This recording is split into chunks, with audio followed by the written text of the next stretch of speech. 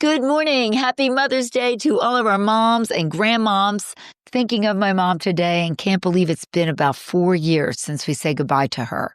I miss her every day, but instead of being sad, I know she would want me to focus on the happy memories that I hold close to my heart. It's a special day to honor our moms. It's also the start of Women's National Health Week. Led by the U.S. Department of Health and Human Services, this observance aims to highlight health issues for women of all ages, and it encourages us to prioritize our physical, mental, and emotional well-being.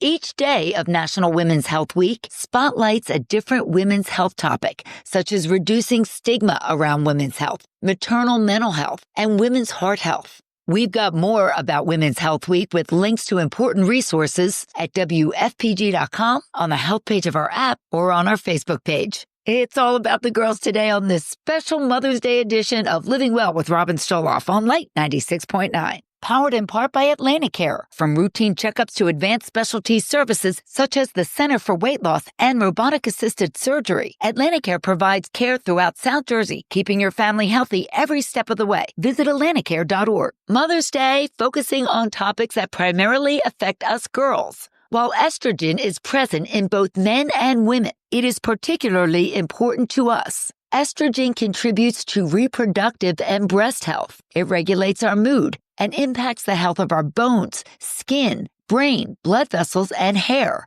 Our estrogen levels fluctuate throughout our lives, but they significantly drop after menopause. Here are 5 key factors to maintain estrogen and other hormones. Eat healthy foods that contain phytoestrogen, such as berries, nuts, and flax seeds. Maintain a healthy weight and get regular physical activity, including cardio and weight training. Prioritize quality sleep, important in everything we do. Get enough vitamins that promote estrogen. For example, all the B vitamins, vitamin D, and vitamin E. Consider supplements that support estrogen, black cohosh, DHEA, and red clover, to name a few. But be sure to talk with your doctor before taking any supplements. Just because something is over the counter does not mean that it's right for you. You are living well on Light 96.9. More women today are realizing the benefits of strength training. Joining me now with more is personal trainer and owner of Olakai Functional Fitness in Brigantine, Christina Perry. Thank you so much for joining me. You've been doing this your whole life, as I have. There's just something about strength training that feels great, and it has so many benefits, especially for women. Yeah, absolutely. Thanks for having me, Robin. One of the important and obvious ones is that you get stronger. The feeling of accomplishment after lifting weights is amazing. When you get stronger, you decrease your risks of falls and lower your risk of injury in any sport or activity that you're doing. Another thing is the improvement in your heart health. It lowers your blood pressure, your cholesterol. It improves circulation. There was a recent study that showed 2 to 3 days a week of weight training. There was a 30% reduction in cardiovascular mortality. It also improves your function in so many ways. Yeah, it helps with people's mobility and flexibility. Once you increase your range of motion, people just start to feel more comfortable in their own bodies. Not only that, weight or strength training helps to slow down the loss of strength and muscle, something called sarcopenia, where we lose 3 to 5% of our muscle mass every decade after age 30. But resistance training is one of the best ways to combat that. I always say, I'm going down swinging. Yes, for sure. Yeah. Crucial to bone development. Weight training reduces the risk of osteoporosis. My mom has been weight training with me for first time in her life. She's in her late 60s, and she has been lifting with me since November. And this month she's going to get an updated bone scan, and we're going to get to see how much improvement she's had in her bones by lifting for over 6 months in a steady increasing program that I developed for her. I'm sure it will be a lot, and muscle mass as well. And when we say mass, women always say, I don't want to get big. First of all, we don't have the genetics for that. We naturally don't have as much muscle as men. And secondly, muscle is more dense than fat. So you actually get tighter and more toned without getting bulky, especially as you lose fat.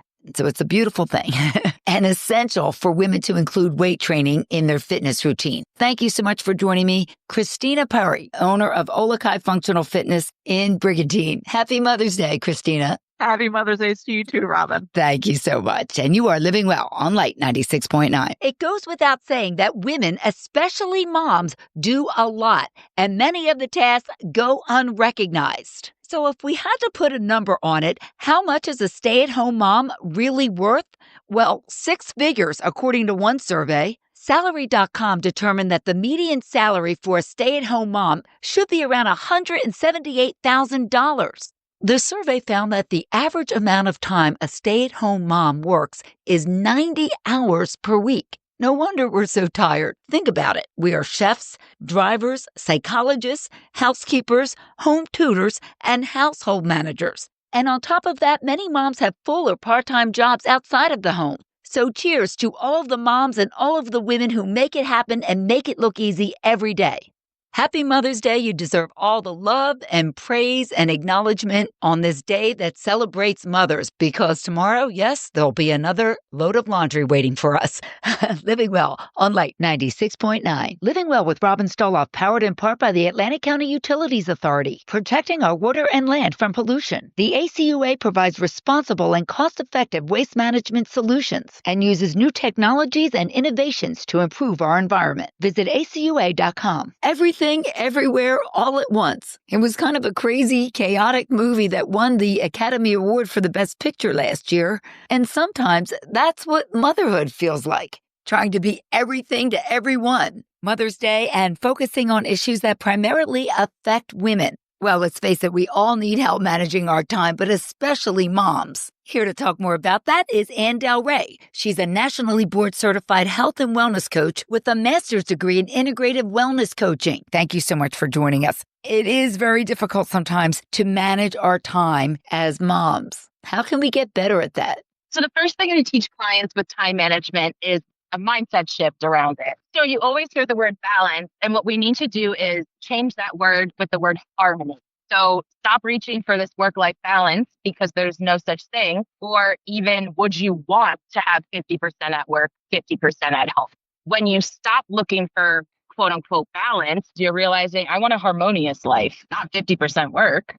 Absolutely. So you try to teach people how to organize their time better, and that can also help to relieve a lot of anxiety and stress. What are some of the techniques you use? I teach them first about time blocking. So allowing them to build awareness around their time, where their time is going.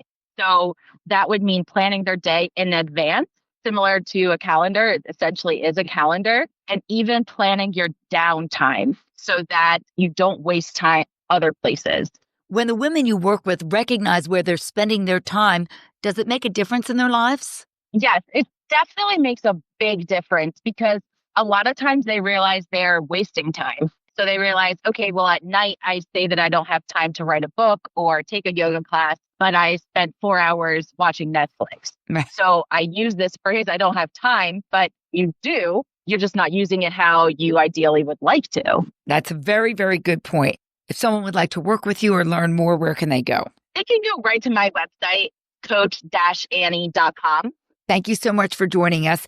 Ann Del Rey, board-certified health and wellness coach, and you are living well on Light 96.9. I mentioned at the top of the show that today marks the start of Women's Health Week, but tomorrow is National Women's Checkup Day. Getting routine checkups and screenings can help us detect a medical condition in its early, most treatable stages. Screenings such as mammograms, colonoscopies, and pap smears can literally save our lives. If you're behind in your screenings and checkups, tomorrow would be a good day to make your appointments. If not for yourself, do it for the people who love and depend on you. Yes, you do have the time.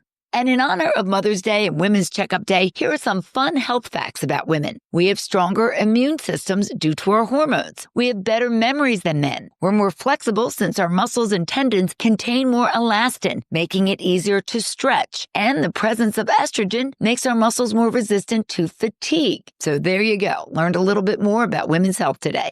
Living Well on Light 96.9. Mother's Day, and being a mom is the toughest job you'll ever love. They say every mom is a working mom. And during this Mental Health Awareness Month, it's more important than ever that we take care of our mental health as well as our kids' mental health. And joining me now is an expert in this field, Jamie Angelini's statewide director of special projects for the Mental Health Association in New Jersey. Thank you so much for joining us, Jamie. You're a mom. I'm a mom. It is not an easy job. It's not an easy job. I feel like it's harder than ever to balance all that we're doing and taking care of our own mental health and then consistently caring and worrying about the mental health of our children and especially, our teenagers and our young adults. It seems harder than ever. I don't know if it's social media, so much going on in the news. Just seems like there's so much more to worry about these days. So you're right. And we're having conversations that are really difficult, more difficult than I think we had ever expected to have with our children. A little bit of stress for moms, we know that's okay, but the long-term stress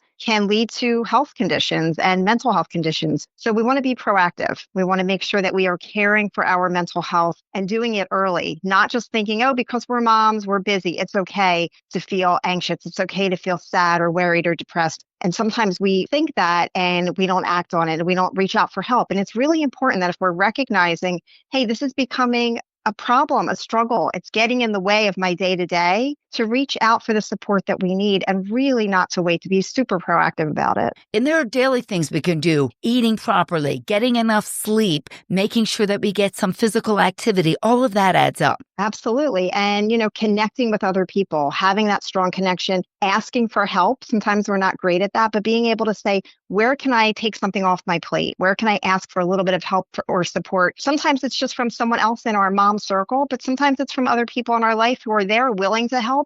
And we just need to ask for it so that, again, we can really care for and nourish our mental health. And sometimes it's from dad or our partner. Yes. Not every job's mom's job. Yeah, dad and partners and grandparents. We're surrounded by people who oftentimes want to help, but we need to ask for it so that we can have that time each day for ourselves. Very good advice. Thank you so much, Jamie Angelini of the Mental Health Association in New Jersey. And happy Mother's Day, Jamie. Happy Mother's Day. Thank you very much. And happy Mother's Day to all of our moms. Hopefully you're seeing your mom today, but if not, be sure to tell her you love her. And if your mom is no longer with you, as in my situation, it's a good day to think about the many happy times you shared. And as moms, it's also a time for us to reflect and be thankful for our children and our families. That wraps it up for me today. To hear this program or previous programs, we've got all the interviews and features of each individual show on my podcast, Living Well with Robin Stoloff. And I also have a video podcast where I interview very smart, very interesting guests on a variety of health topics.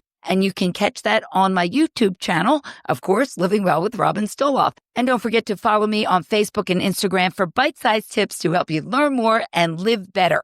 Once again, happy Mother's Day to all of our moms. Hope you enjoy this very special day. Thank you for being with me today for Living Well with Robin Stoloff, empowering you to live a healthier life. Join me again next Sunday morning at 10. Until then, keep living well.